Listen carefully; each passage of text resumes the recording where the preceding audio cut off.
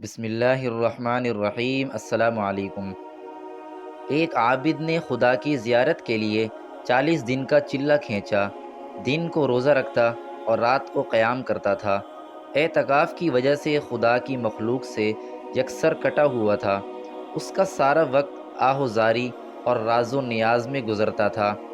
36ویں رات اس عابد نے ایک آواز سنی، شام 6 بجے تانیے کے بازار میں فلاں تانبا ساز کی دکان پر جاؤ اور خدا کی زیارت کرو۔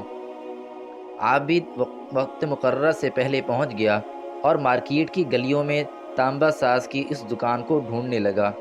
وہ کہتا ہے، میں نے ایک بوڑھی عورت کو دیکھا جو تانبے کی دیگچی پکڑے ہوئے تھی اور اسے ہر تانبا ساز کو دکھا رہی تھی۔ اسے وہ بیچنا چاہتی تھی۔ وہ جس تانبا ساز کو اپنی دیگچی دکھاتی، وہ اسے تول کر کہتا 4 ریال ملیں گے۔ وہ بڑھیا کہتی 6 ریال میں بیچوں گی، پر کوئی تانبا ساز اسے 4 ریال سے زیادہ دینے کو تیار نہ تھا۔ آخرکار وہ بڑھیا ایک تانبا ساز کے پاس پہنچی۔ تانبا ساز اپنے کام میں مصروف تھے۔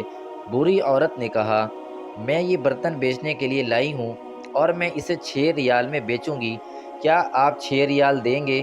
تانبا ساز نے پوچھا، 6 ریال میں کیوں؟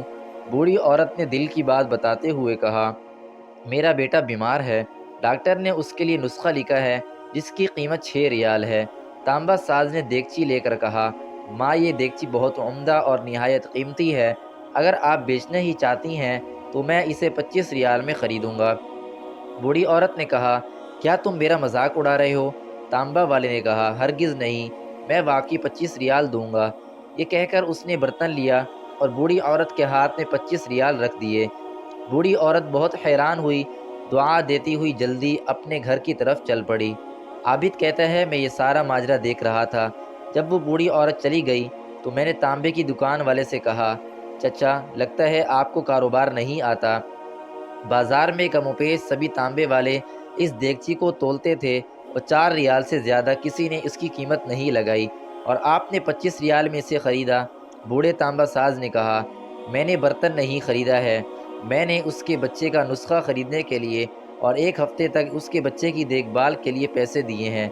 میں نے اسے اس لیے یہ قیمت دی کہ گھر کا باقی سامان بیچنے کی نوبت نہ آئے۔ عابد کہتا ہے، میں یہ سوچ میں پڑ گیا، اتنے میں غیبی آواز آئی، چلہ کشی سے کوئی میری زیارت کا شرف حاصل نہیں کر سکتا، گرتے ہوئے کو تھامو، غریب کا ہاتھ پکڑو، ہم خود تمہاری زیارت کو آئیں گے۔